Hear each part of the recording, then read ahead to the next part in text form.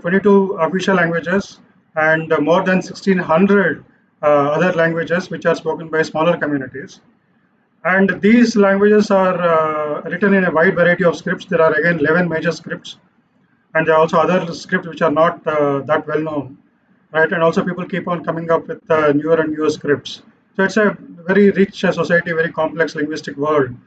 So communication sometimes becomes become a bit of a challenge, right? First of all, it's very hard to have a common language. It's a politically very sensitive issue, right? As we all know. So I thought at least even if we cannot have a common language, can we have a common script? Because the same language can be written in many scripts, right? There is no simple one-to-one mapping between languages and scripts. So, for example, if you go to Western Europe, right, there are many languages like French, German, English, and all that. They're all written in the same script, the so-called Roman script. So, like that, can in India also can we have a common script? So, this was the thinking that led us to design this kind of a common script called Bharati Script. So, now let me switch to the presentation. So, just a second. Right. So before talking about Bharati script, let me talk about evolution of writing systems. So first of all, what is writing, right? And what is a script and how did it evolve? If you want to learn more about this, watch this very nice YouTube video called Thoth's Pill, an Egyptian legend. It talks about the whole history of writing and so on and so forth. So, but I'll give a quick review of some of these ideas. Writing obviously involves some kind of a writing. Script means something that you put on paper, something that you write. Now, as you know, the earliest kinds of writing is some kind of an artwork. So the oldest kinds of writing is what people have found in caves. This is called the cave art. Right. This slide shows two pictures, two examples of cave art. One on the left is from Spain, from a place called Cantabria. It's from a cave called Altamira. This from 20,000 years ago.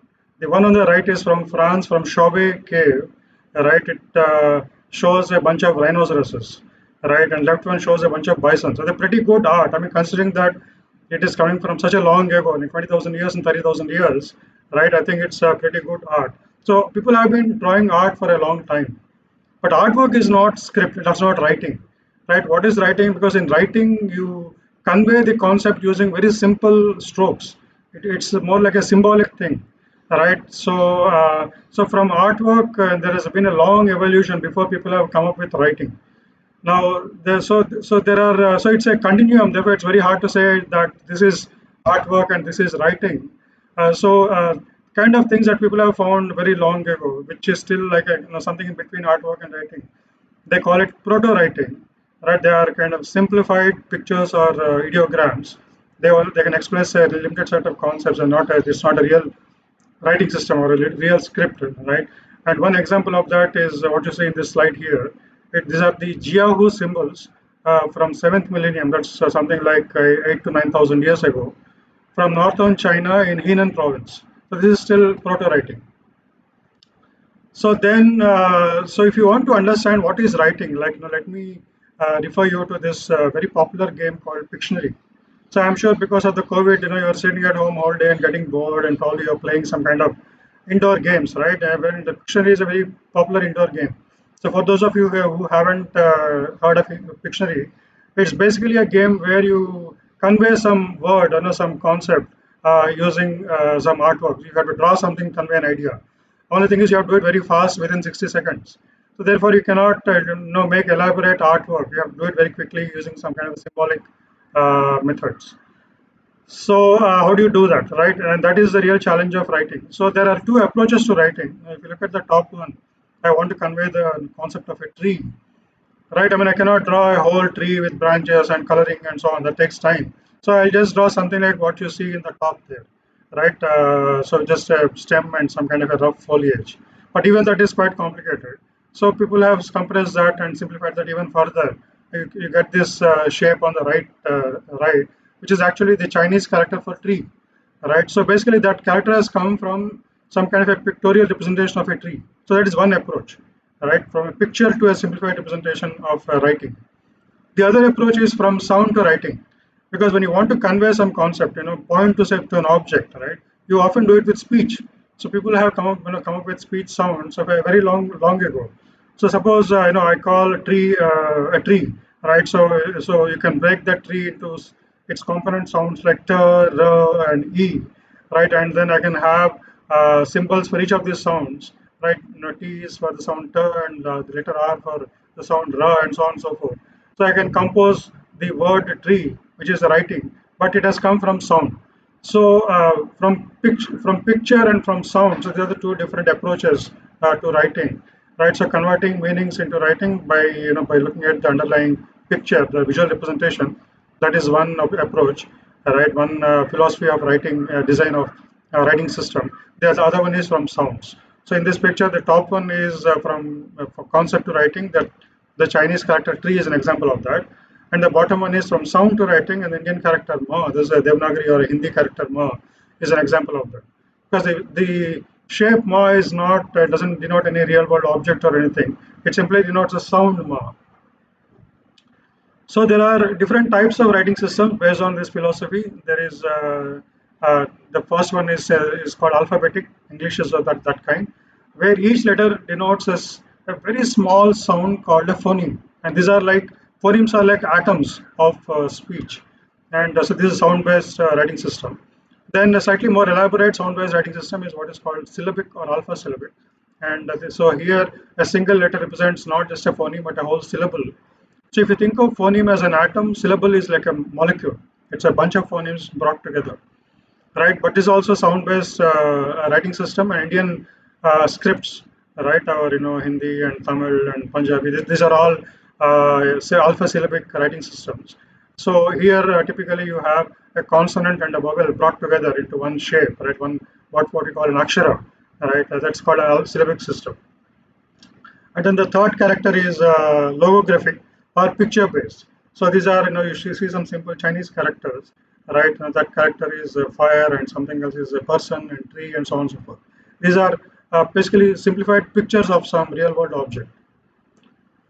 But the earliest writing was predominantly influenced by this picture-based writing systems or writing methods, right? And sounds are not really used much in the earliest forms. Right here is an example of kind of how sounds were introduced. This was explained very well in this video I was talking about. So suppose you want to express something like 10 goats for uncle. So you have to give 10 goats to uncle. Okay, 10 you can express as using by just drawing 10 strokes, right? Like what you see on the left. And goat you can draw a very simple cartoon picture of a goat. But how do you convey uncle? I mean, uncle is a person, but how do you convey uncle? I mean, it could look like it could be father, it could be right grandfather, whatever, right? So here it's a very smart. They use a very smart method. You draw ankle, and you say its uncle is somebody that that sounds like an ankle. Okay, it's a person that sounds like an ankle. Okay, so that's where you bring in sound. So that's it's just a funny example that was given in that video, right? So slowly writing systems began to introduce sounds, and so they were influenced by both the visual origin of the writing and also the sounds, right? And so you have the logographs, which are visually inspired. Like the on the left, you see these examples of Mayan script.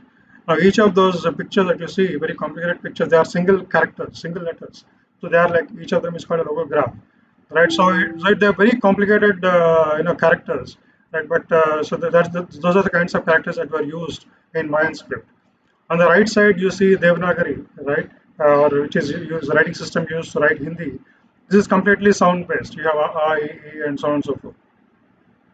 So the advantage of a sound-based script, right, is that it is manageable. You have only a finite set, right? There's only so many different sounds that you can have in a sound-based system. I'll explain very soon why it is like that, and it is scientific and exhaustive. Okay, so slowly, once people realize that, they started looking at this philosophy of writing where you express sounds in the form of letters.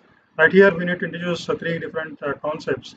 One is semantics. Semantics refers to meanings, right? And phonology refers to sounds. Orthography refers to letters or a script, right? A language is a combination of all these three things. That is semantics, phonology, and orthography. So writing has originated in many different parts of the world in different times, roughly in the span of about anywhere between 1000 BC to 3500 BC.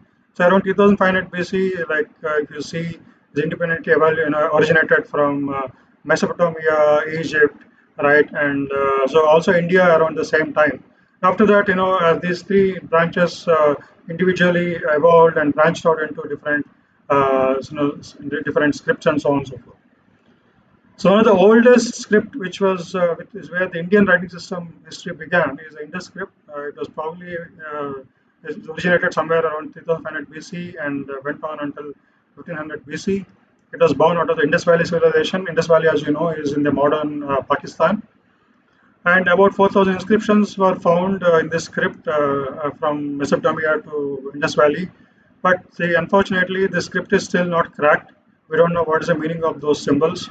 So Indian scholar Airavatham Mahadevan has published a corpus of, right, he compiled all these different sources of these inscriptions and compiled a kind of a corpus of these scripts, this script. It's still not understood whether it is a linguistic or a non-linguistic script. That is it based on sound or is it based on pictures? It is still not known. It's such a big challenge in the linguistics field. The thing is, later on, Panini, in around 5th century BC, that is about 2500 years ago, right? He wrote a grand treatise on Sanskrit grammar. It's called Ashtadhyayi. It's a very comprehensive grammar. That's why he's called the father of linguistics, right? And he also worked out the sounds produced by human articulatory system, and that is the basis of subsequent writing systems of India. So you can say that Indian writing systems have all come from the original work done by Panini about 2,500 years ago. So, like I was saying that, so the sound-based systems have an advantage because these sounds are a finite set, and they're scientific and exhaustive. Right? These are only possibilities.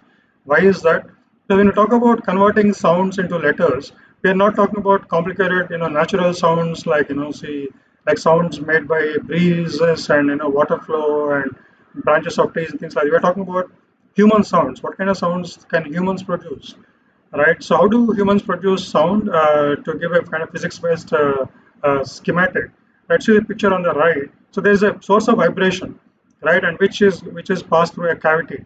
Okay, and then sound comes out on the other end of the cavity.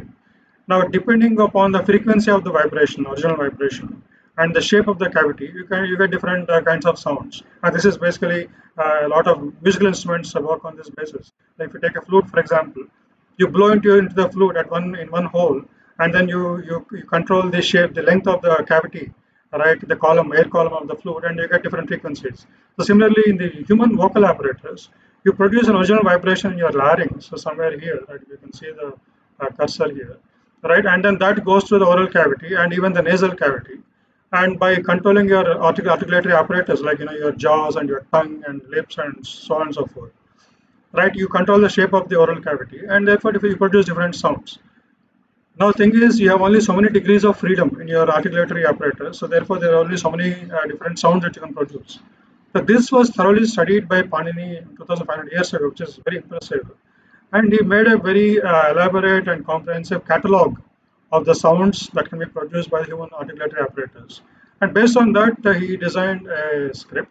And so the earliest script which was designed on that basis is the Brahmic script. Brahmic script is an alpha syllabic script because it is based on sounds. And a lot of examples of our Brahmic script were found in Ashoka's edicts, right? That is about from 300, 3rd century BC. Right? By Abugida, basically in an Abugida, each character is a combination of a consonant and a vowel.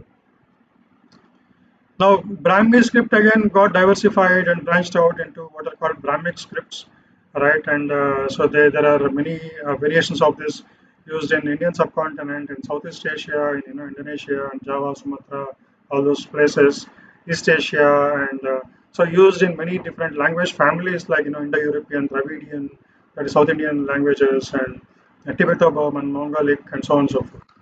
So these Brahmi scripts have traveled from India to various parts of Asia and Southeast Asia, East Asia, and so on, and have diversified. Right, and so this chart shows a bunch of Brahmi characters. So you see that the first letter, which looks like K, turned to the left, that is the letter A, right, and then second character, which is a K with a little horizontal dash on top, that is letter A, right? The third one with 3 dots is E. The fourth one with 4 dots is E in the long E, and so on and so forth. So you can recognize the sounds are very similar to what we use, right, in India in various Indian languages these days. But the shapes are obviously quite different, and you cannot recognize them and realize that these are the shapes from which our modern Indian scripts have evolved, right? So if you look at this chart, it shows Brahmi originally in the third century BC, third, right, and then from there it evolved. Two broad families have evolved: the North Indian scripts and the South Indian scripts. And from North Indian scripts over the centuries, over the last millennium, and actually the first millennium of the Christian era and second millennium, right? Slowly the scripts have diversified further. North Indian scripts have diversified further into Gurumukhi, Devanagari, Gujarati, Bengali, Oriya, and so on. And South they have diversified into Telugu, Kannada, Tamil, and Malayalam. So this is how. But you'll be surprised to realize that all these different scripts have originated from the same Brahmic characters. Okay, so that is the basis for designing a unified script, which is Bharati, right? Actually, it's not very difficult to design unified script for India because although we have so many scripts these days, they've all come from the same original script, which is Brahmi. So it is, and there is an underlying logic, unifying logic behind all these characters, right? All these writing systems. So it is quite possible to unify them. So let us talk a little bit about this. Like I said, there are 22 official languages, and there are about more than 1600 languages, total number of languages. Actually, nobody really knows what these languages are. I mean, I've never seen a full exhaustive list of all these languages, but that's a kind of a typical figure that is available. And then among scripts, you have the major scripts are Devanagari, which is used to write Hindi and Marathi. So Hindi is a language, we must remember. Devanagari is a script, and Gurumukhi is the script used to write the language Punjabi. Then Bengali and Assamese are written, the two languages are written in the same script, whatever we call it, Bengali script or Assamese script. And Gujarati is written in a slightly different script, which is quite similar to Devanagari. The Oriya again is quite different. Then in the south, you have Telugu, Kannada, Tamil, and Malayalam. Urdu script is quite different. English is also quite different. Okay, so these are the major scripts which are used for writing lots of Indian languages. But these are not the only script. I mean, already it's quite complicated, but these are not the only scripts. There are also, for example, a script like Saurashtra. I don't know if any of you have heard. So Saurashtrians, it's a special community which have migrated from apparently Gujarat. A lot of Saurashtrians live in Tamil Nadu. Right? They have a separate script called Saurashtra script. And so I'm not talking about all those things here. I'm talking only some of the more prominent scripts which are used in India now. So at a literacy rate of about 75%, we're talking about 900 million people are dealing with these scripts to express their languages. Now in India, typically if you look at the major languages, there is some kind of a one-to-one mapping between language and script. Like for example, Hindi is written in Devanagari, Kannada in Kannada, Telugu in Telugu, Tamil in Tamil, Malayalam in Malayalam, and so on. So most major languages are written in their own unique scripts, right? So we kind of got used to the idea that every language has its own script, but the thing is, it doesn't have to be that way. It is not that way elsewhere, right? So for example, if you look at Western Europe, there are all these languages shown here: English, French, German, Italian, Latin, the ancient language Latin, then Portuguese, Spanish, Dutch, Finnish, Swedish, Danish, and so on. So they are all written in the same script, which we call Roman script. We call it more popularly we know it as the English script, but that's a Roman script. They're all written in the same script. So why is it? It's quite okay. I mean, and in fact, if you go to Europe, if you travel around in Europe, wherever you go, you see the same script, and it's easy to find your way around. Right, when you're getting into a train, you know where the train goes. Right, you know what street you are in, and so on. But whereas in India, if you travel to different places, right, you have all the signs written in local scripts. You don't know where the hell you are. So therefore, in India, script is becoming a barrier, right? So I'm just showing some pictures of various signs written in various Indian scripts, right? Whether it is a train station or a road sign or a hotel or a shop or whatever, right? I mean, it's all often written in the local script, and a tourist is quite lost. In addition, scripts are a problem because the Indian writing systems involve what is called composite characters. Right? In Hindi, we call it Samyuktakshar. Right. So let me give an example. Let's say you want to write the word Hindi word, Indian word, stree. Right. In English, you would write it as STREE. right? Whereas if you want to write it in Hindi, you take the letter sa, cut it into half. You could take half sa, then take the letter tha, right, and take the letter ra, and morph it into a stroke, right, and then take the letter e, morph it into this kind of a hook or an arch-like shape, and squish them all together, and make this complicated character called Sri. I mean, no pun intended. I'm just joking. Okay, so you get this very complex shape because of this combination. So in a letter or an akshara in Indian language, it's like a molecule, right? You take these basic sounds or basic shapes, like vowels and consonants, and typically you have about 50 of them, and then you keep on constructing these molecules. The molecules can get very big. So therefore, although there are only about basic characters are about 50, because of this composition, the typically the number of characters that you have in a given Indian language, Tamil is the only example, but otherwise in a given Indian writing system, the number of characters is about 10 to 15,000. So that's a huge number, right? And it's very difficult to master, those kinds of writing systems. So scripts are complex and beautiful, right? But they also are sometimes quite complicated. Look at these samples of Indian characters, right? And so you must be really an artist to be able to draw such shapes in a very accurate fashion. In addition to complexity, they're sometimes quite confusing because look at these examples, right? If you look at the Telugu example, it's two characters, ra and ta, right? Both are very different sounds, but they look very similar. Or the Kannada characters, e and the consonant ñ, right? Which one is a consonant, one is a vowel, but both look very similar. And Tamil characters, ja and I, one is a consonant, one is a vowel, but they look very similar. So it's quite confusing. So you have all these things to challenges to deal with. So considering all this, right, since also all the scripts have evolved from the same script, right, we can ask the question: is it possible to have a common script for India? Like I said before itself, that it is quite possible.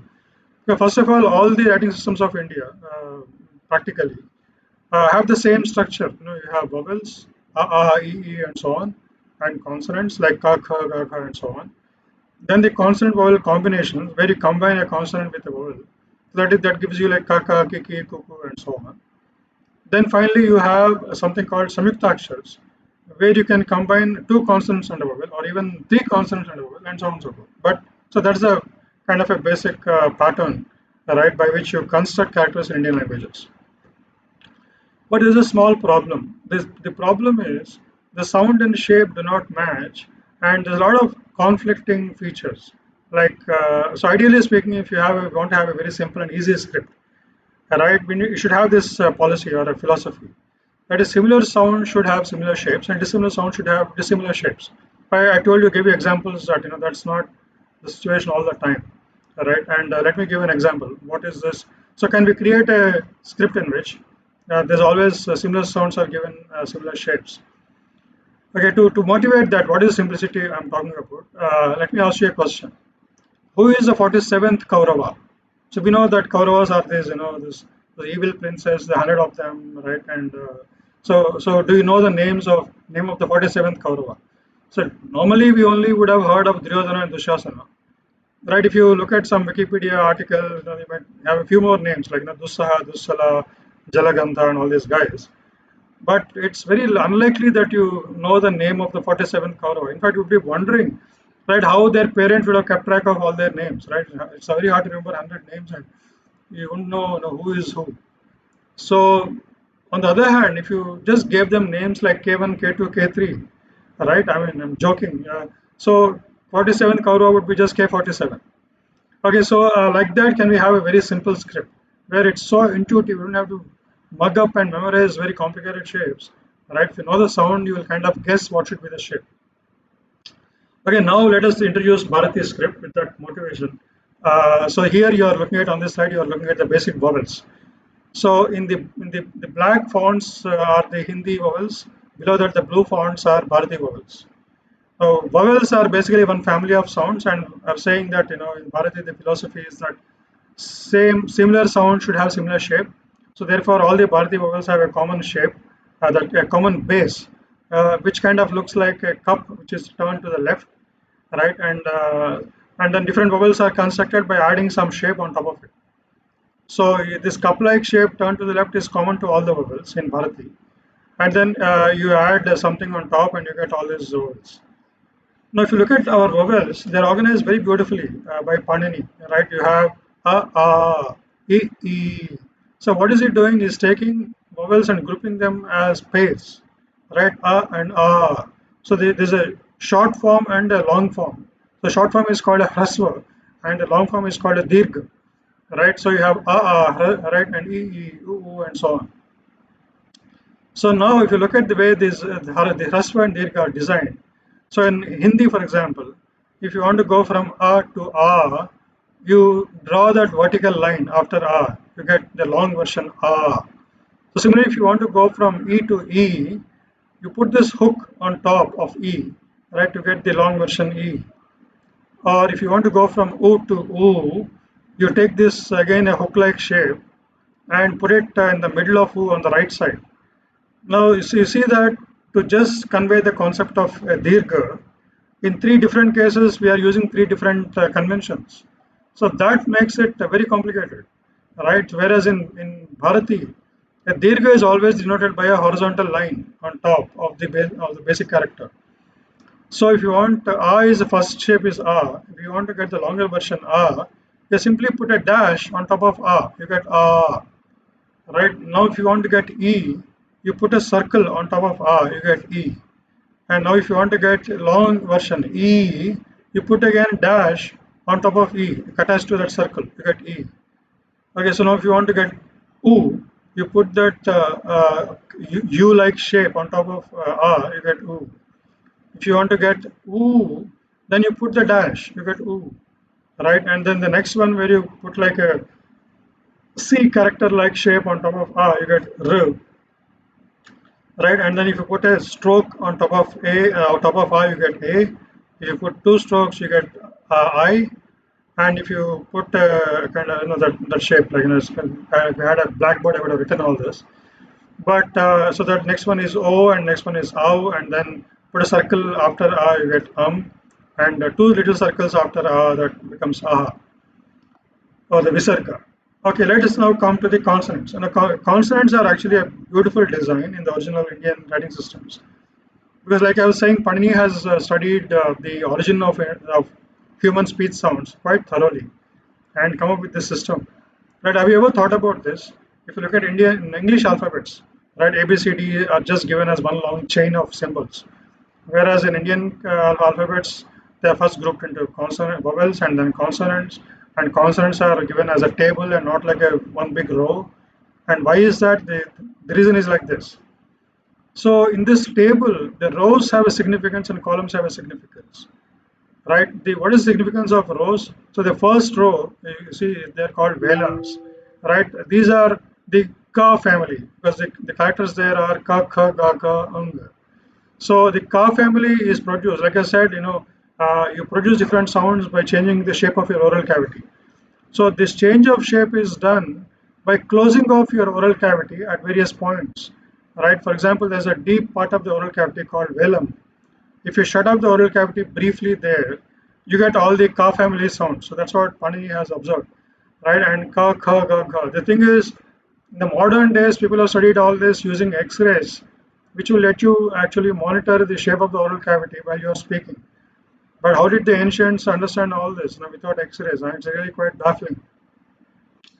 So the first row is ka, kha, ga, ga, ang, right? These are called the velars, right? So where you shut off this oral cavity, it's called the place of articulation. Okay, if you shut it off at the velum, you get ka, kha, ga, ga. And second one, there's another place called soft palate, right? So if you shut off the oral cavity at that point in the oral cavity, you get cha, cha, ja, cha, inya, right? So these are called the palatals. Now in the third one, ta, ta, da, da, na, these are called retroflexes, because you can easily feel when you pronounce it.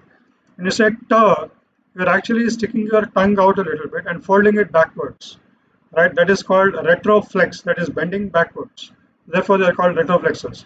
Then the fourth row, they are called dentals, because when you utter ta, tha, da, dha, na, you are touching your teeth with your tongue. Therefore, they are all called dentals, right? And then the fifth one, right, when you utter pa, pa, ba, bha, ma, They are closing your lips. So labia is lips, so therefore they are all called labials.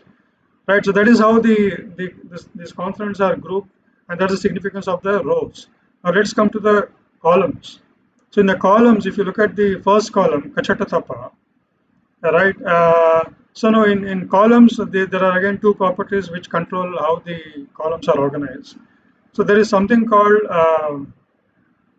aspiration, right? For example, when you go from ka to ka, so when you say ka, you're actually giving out an extra breath of air, right? Ka is plain. Ka, there's an extra breath of air.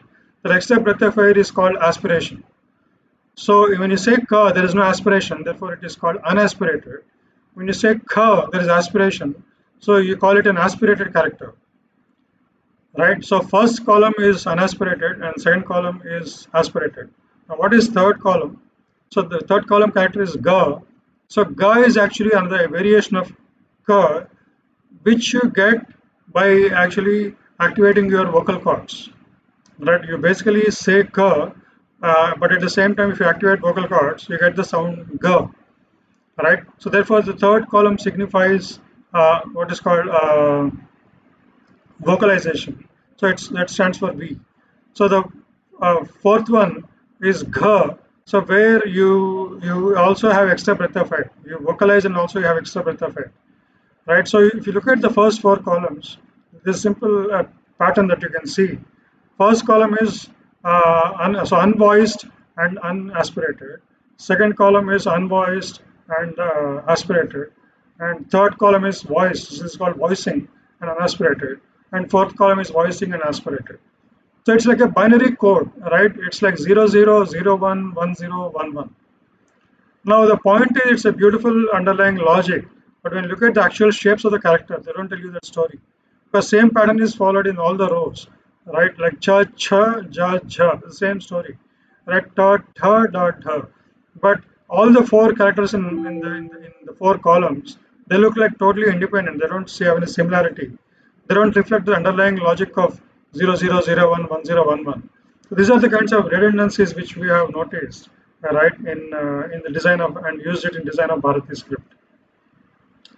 Then you have yara, la, la, va, which are called semi-vowels, right? And then you have sibilants, which is sa, sha, which are called sibilant because this kind of sound when you utter them. And last one is called ha, which is called a whisper.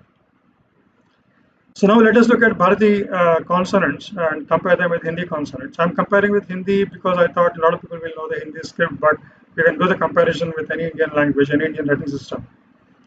So on the left side you see the Devanagari script, ka, kha, ga, gha, ang. On the right side you see the Bharati script. So on the right side you look at the first column, right, and the first five characters. So they represent ka, cha, ta, ta, pa. So why are they looking like that? And how are they designed?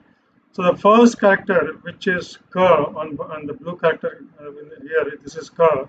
This is actually a simplified version of the Hindi ka. In Hindi ka, right, there's a vertical line and a horizontal line.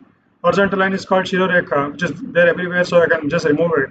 And the vertical line is also present in most Hindi characters, so I removed it. So we got this shape, right, which looks like I don't know, like a little wiggle, right? That is ka. And then the Bharati cha is also designed after the Hindi cha by removing the vertical and horizontal line. Now the Bharati character ta is basically the Tamil character ta. The Tamil character ta is a very simple shape. It's just a right angle, right? It's a very easy shape to learn.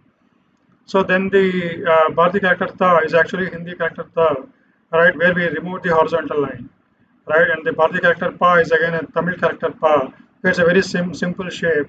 It has two right angles, right? Simple geometric shape. So that gives us the first five characters. So now if you want to get the first five characters in the first column, if you want to get the second column, the second column, like I said, is obtained by adding aspiration. Now since the same aspiration is added to all the five rows, right, to get the second column, I'm adding aspiration by denoting it by a dot added to the right bottom of the character.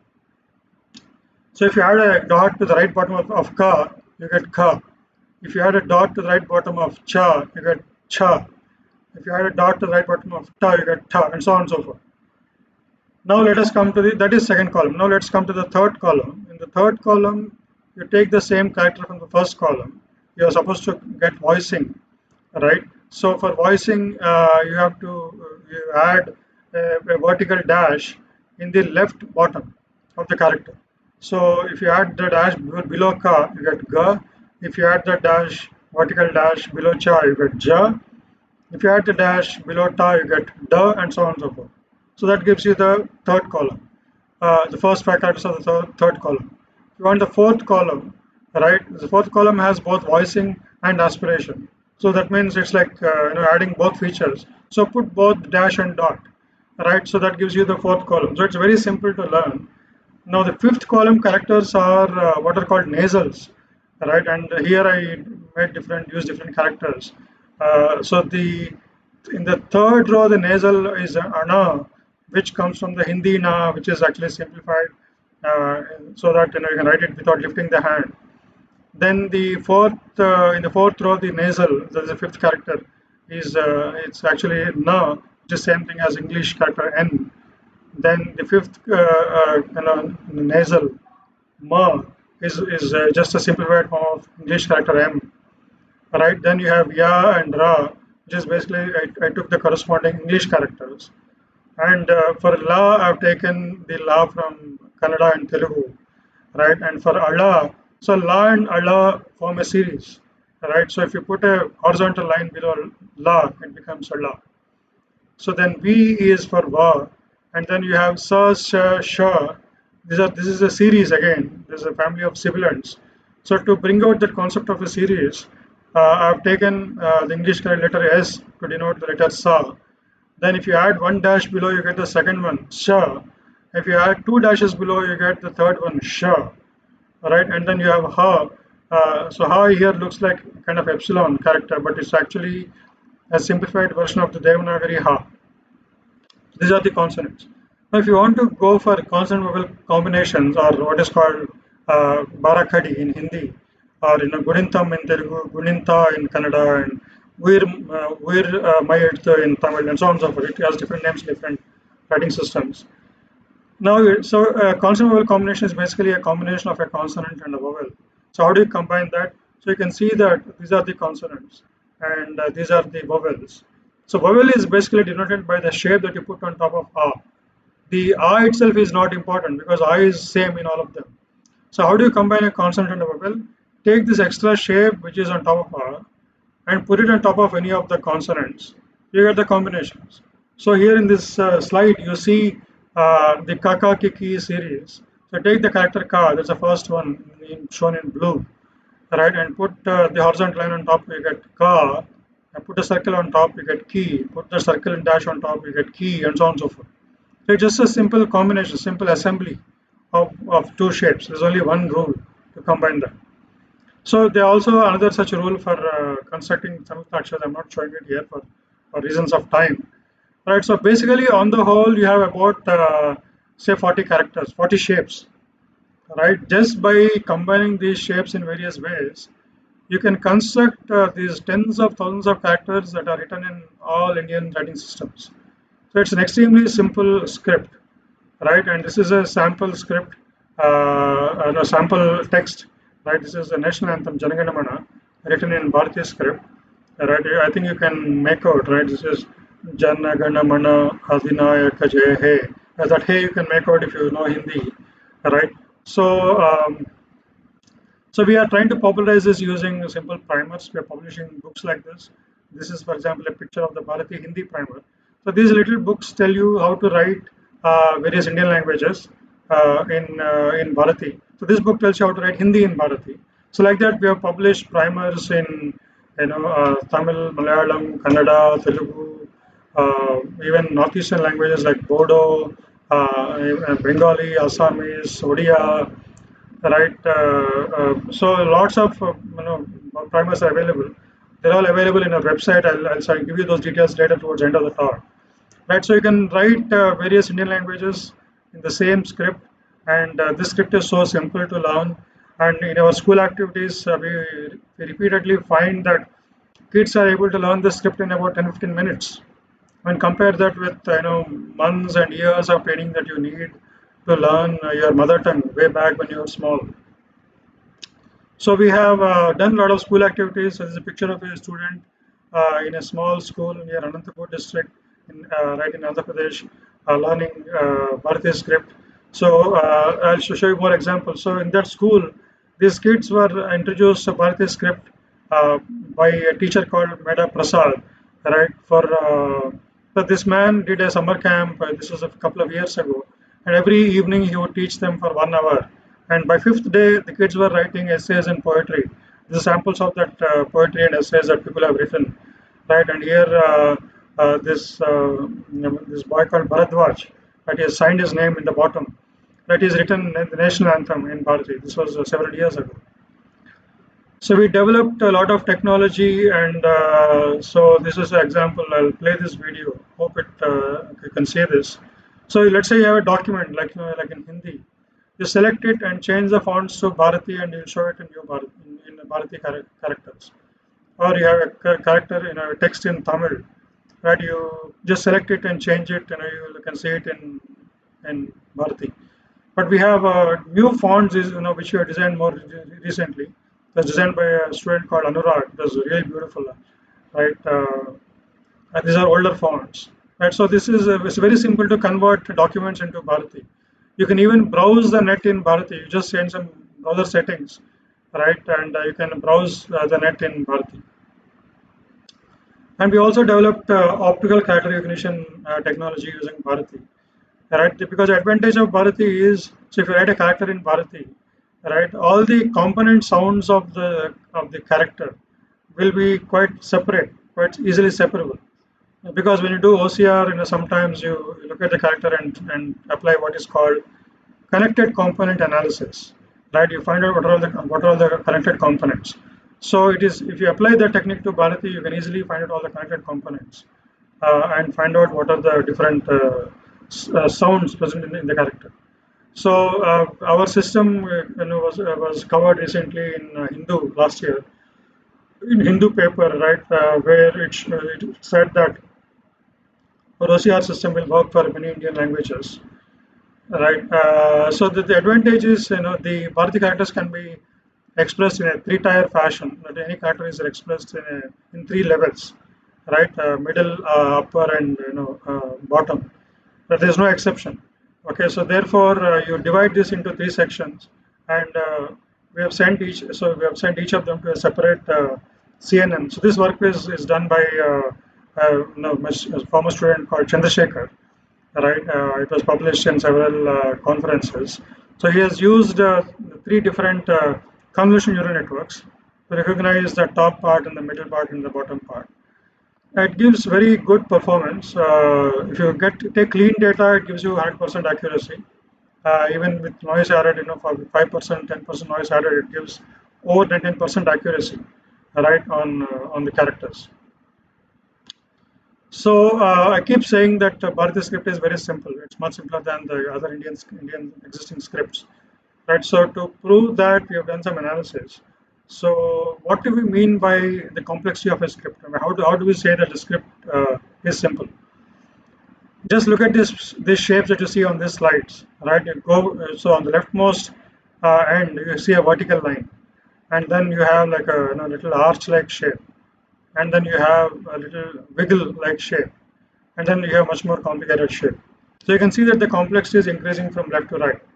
That you can intuitively see it, but how do you scientifically or mathematically prove that? So to explain that, we have written this paper, done a study many years ago, where we looked at the problem of the shape of handwritten characters.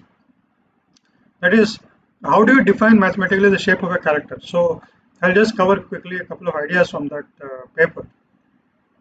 So if you can, what we are saying is, like a given character, right, whether it's English characters or any Indian characters, doesn't matter. Because the same method, same system can be used to represent any world character, right? Any character from any world script.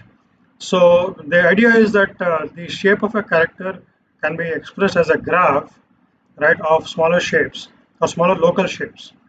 So the local shapes are like atoms and the overall global shape is like a molecule, right? So therefore, just like you have a large number of molecules, but at a finite set of atoms, finite set of atoms, but there are only finite set of elements, right? But by combination of atoms, you can construct large number of molecules. Okay, especially if you go to biomolecules, the practically infinite, right? You can get any number of combinations.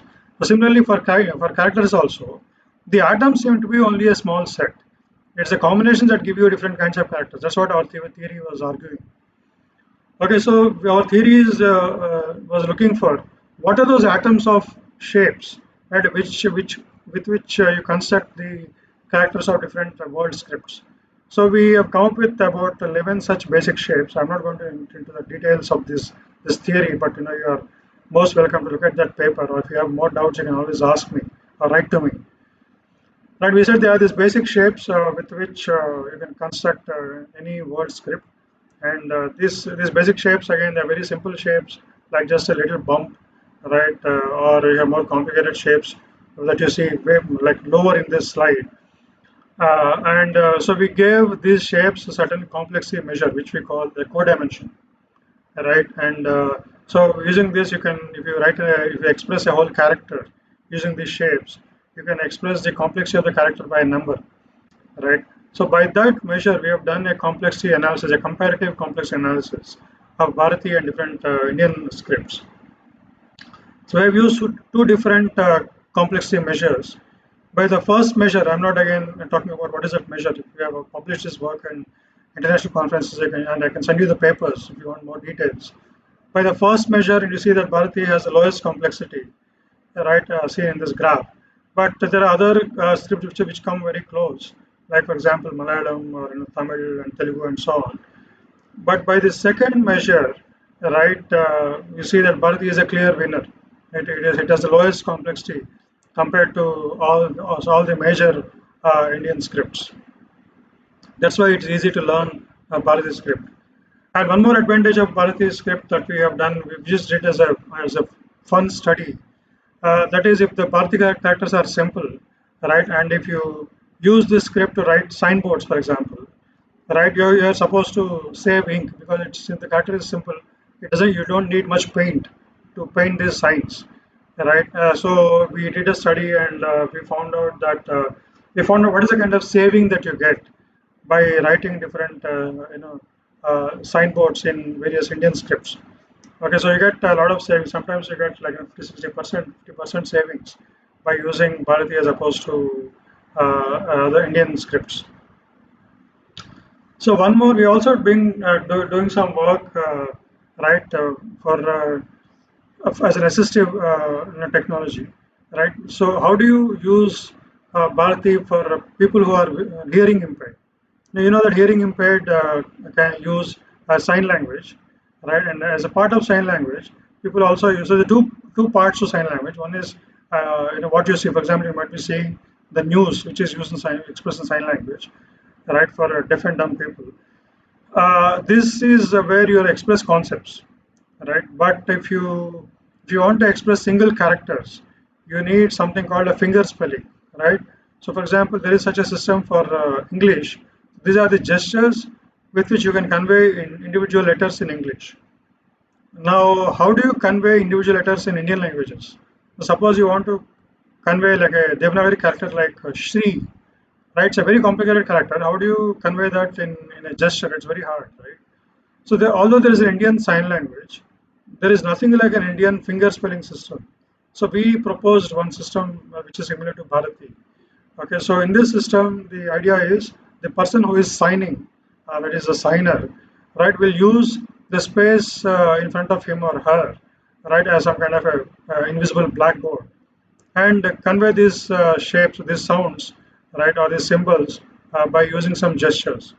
So if the person is a right-handed person, the space on the right in front of the person is for consonants, and the space in front on the left is like the is for vowels.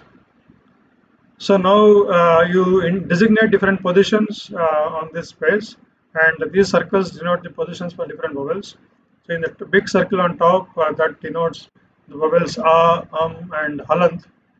Right, the big circles in the bottom, right, denote e, o, and u. and so on. Okay, so like that you can denote the different vowels at different positions. Similarly, for consonants, we put each consonant category or consonant varga, like kavarga, chavarga, and all, for different circles, right? We divide the entire space in terms of these different positions in the consonant space, right? And then for each varga, right? If I hold a closed fist, it is ka, and if thumb alone sticks out, it is ka. Index finger alone sticks out, it is ga. And if both thumb and index finger stick out, it is ga. And if I show an open hand, it is unga. Okay, so this is very similar to Bharati organization, right? So like that, you can. We have also some shapes for and gestures defined for ya, va, and ha. So let me show you this video. This is my student Ashwin, right, who designed the system and showing a demonstration. Uh,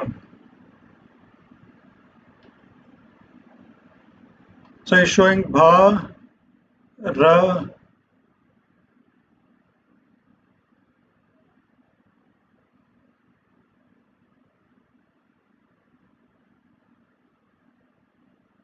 Sorry, is conveying the sentence Mera Bharat Mahan. Okay. Uh, so in addition to sign language, we also have been working on, or we have plans to develop a kind of a variation of Braille. Right, there's something called Bharati Braille, which is like an Indian version of Braille. The Braille is a script used by visually impaired people for reading. Right, this consists of certain special dot patterns, and you feel those dot patterns with your fingers, right, and recognize the character. Now, the Bharati Braille has actually nothing to do with our Bharati script. It's an independent Bharati Braille system. Now, people have taken this original Braille, which was originally designed for English, for Roman script, for European languages, and kind of made a small adaptation for Indian writing systems. But point is, Indian writing systems have very different organization, very different logic, right? So this kind of a mapping between the Western or European Braille to Indian writing system is somewhat contrived, but this is what is used, right, by the visually impaired people all over India right now. But our idea is that if you just write Bharati characters as they are on an embossed surface or a special surface or a special paper or something like that, right? Then by feeling those characters, will the visually impaired people be able to recognize the characters? So this technology is available, but we are trying to get some funding and people to work on this project, right? This is a very interesting possibility. So the long-term idea is that Bharati script is like a one-shot solution, or like a unified solution for expressing language, right, all over India, right, for normally for different languages, for normal people, for visually impaired people, for hearing impaired people, and so on. It's like a common solution for a wide cross sections of people. Now, in order to learn Bharati script, right? We don't want because it's a very simple script. We want to make it interesting to learn, right? So we also designed lots of games to learn Bharati. So, like I was saying, Bharati characters have a very simple three-tier structure, right? So here you are looking at the word Hindustan written in Bharati script, right? So every character has three components: a middle, top, and bottom. So middle part is always a square, let's say of size 1 by 1, and the upper part is a rectangle, which is exactly half a square, right, of size 1 by 1/2, and the bottom part is also a rectangle, exactly half a square, which is also 1 by 1/2. And there's no exception to this, and that's not the case right now in Indian scripts because characters have different widths and different heights and so on and so forth, right? So here there's no exception. Everything fits inside this kind of a very strict modular structure. And because of this modularity, it's easy to design games. Like, for example, word building games. You might have played this game called Scrabble, right? Imagine designing Scrabble-like games in Indian languages. It's very hard. But with Bharati, it's very simple, right? We have designed this game called Word Wars, which is a kind of a variation, like a Scrabble-like game for playing in Indian languages using Bharati script. Thing is, with the same board, the entire country can play. All 1.3 billion people can play in their own languages, right? Word building games on this board. Okay, and this is a picture of a kids in a school called Vanwani. This is a school in IIT campus, IIT Madras campus. They're playing the Word Wars game in Tamil. So similarly, you can design lots of jumble games. There is this jumble game which used to come in Hindu, right? And this game is designed by a former intern in my lab called Anubhuti Soni. So it's a very interesting kind of a class of games. And again, you can design these kinds of games in any Indian language. And also, we have made mobile apps, and we also made one mobile game called Bharati Jumble Tumble. So this is a game in which you just move the pieces around and construct a word. So, for example, in the picture on picture in both these pictures that you see on the right side, right? You can see those blocks which you can move around. Right, the blocks are in three colors, red, green, and yellow. So you move those blocks around and put them in the correct order so that it forms a word. So here again, you can play this game in multiple languages. This is also on Google Play Store. And we also have mobile apps. For example, this video shows how you can write something in Bharati and it gets recognized and shown in the fonts. So here he is writing the word Telugu, which is recognized in Telugu and shown Telugu fonts below in that in the bottom strip. So here he is writing the word Tamil, right, and shown in Tamil as in Tamil script in the bottom. He's writing Kannada, right? So you can write in the input to this is only Bharati. Output can be any Indian language or any Indian script. So it's a very useful tool for sending SMSs. So this is now put up as a Bharati handwriting keyboard. Right, you can use it for note taking, you can use it for text entry, for SMS, whatever. Right, it's also on Google Play. Right, and then we also have a Bharati transliterator. That is, if you have any signboard anywhere, right, you can point your mobile camera and use this app. It will convert that script into Bharati characters. Actually, this app rides on top of Google Lens. Right, it takes output of Google Lens and converts it into Bharati script. Then last year sometime, right, there was a student, a 12th class student or 11th class student called Siv Sanjay, right, who developed this interesting application, which is a keyboard, a very simple keyboard, with which you can type in Bharati or any Indian language. It is designed based on Bharati. And he just sent us the code and said, "Hey, do you want to use this?" It's a very simple application. Then we thanked him and put it up in Google Play Store. This is being downloaded a lot and used a lot. You're also free to use this. We are doing a lot of school activities, right? And so our project teammate called Vikram, he goes around village schools and teaching Bharati. And so far, he has covered more than 100 schools. He conducts, along with other students, he conducts workshops in colleges. And probably a couple of lakh students were taught Bharati script so far. And every time, it's really surprising. Kids are able to learn the script in about 10 15 minutes of exposure. They come and write their names on the board in Bharati script. So then we also designed a party game based on Bharati script. I think it's on our Facebook page. So we are on Facebook. You can take a look at this. So it's so the whole idea is that learning Bharati should be fun, right? You should not think of it as another complicated script that you have to master. But it shouldn't take anything more than 15-20 minutes to learn the script. Right, and wherever we do these workshops, there's a lot of positive feedback that we get from people who attend the workshops or attend our these classes. So these are some testimonials from different people, right? So somebody here is saying that it will solve a huge problem, hence the script should be introduced in school level at all in all states, and so on. So we get a lot of positive feedback. Right here, somebody is saying that the idea of uniting the country through one script is appreciable. These efforts to bring positive change will be an eye opener, right? So we hope to. So we are working on this. We continue to put that effort to spread this script, right? And a lot of material is available on our website. This is developed by Ajit Natarajan, right? And it has lots of videos and books and fonts you can download and start typing, and a lot of mobile apps, right? And pictures of photo gallery and media coverage. You're covered in lots of media, like in radio and TV and even newspapers, and in English and local language media also. You can look at all that in this website. So in summary, Bharati facilitates, I think, literacy because, see, if you look at adult literacy these days, for an adult illiterate to learn, for example, Hindi, right, become literate in Hindi, it takes about 6 months, right? Since Bharati is so easy to learn and you can learn so quickly, can you compress the literacy effort to maybe a couple of weeks, right? That will be a huge gain in India because we have a huge illiterate population, and it will help migration across India because when you go from one state to another, typically you will end up having to learn a new script.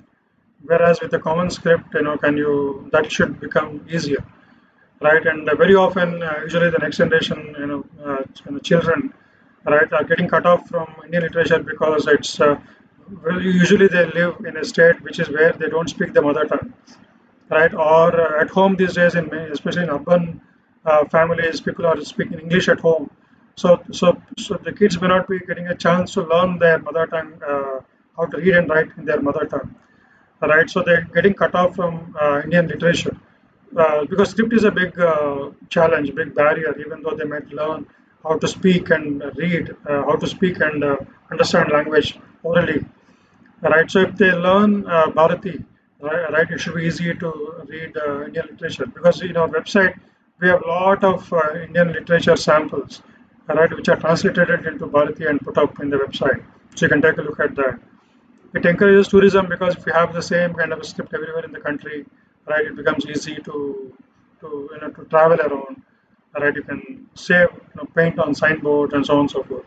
And finally, I just want to point out that a lot of people think that Bharati is a new language. It's not a new language. It's only a script, right? You can write your language in your existing scripts. You can write your languages in this new script also, if you like, right? And but if you use a common script, a simple script, easy to communicate across different linguistic communities. So I want to thank different people who worked on different aspects of the project. So the Bharati team, with consisting of Mali, Srinath, Krishna, Ajit. Ajit did a lot of techno work for the project. Vikram is still quite active, and Pritham and Chandrasekhar is still active. Right, and faculty members like Rajesh and Ananta are linguists, linguistics experts at IIT Madras, and we got industry sponsorship also, like from Cholamandalam and TCS is still funding our work on the sign language or finger spelling work, right? So hope you enjoy Bharati. Try to give it a hand, give it a shot, and try to learn the script, right? And if you have any questions, you can always write to me. Thank you.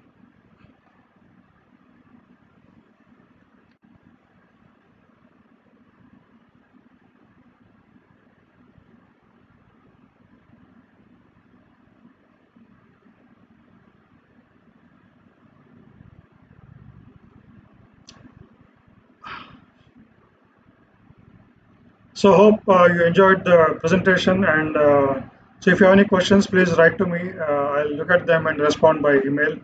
Thanks a lot, and have a good time. Good night.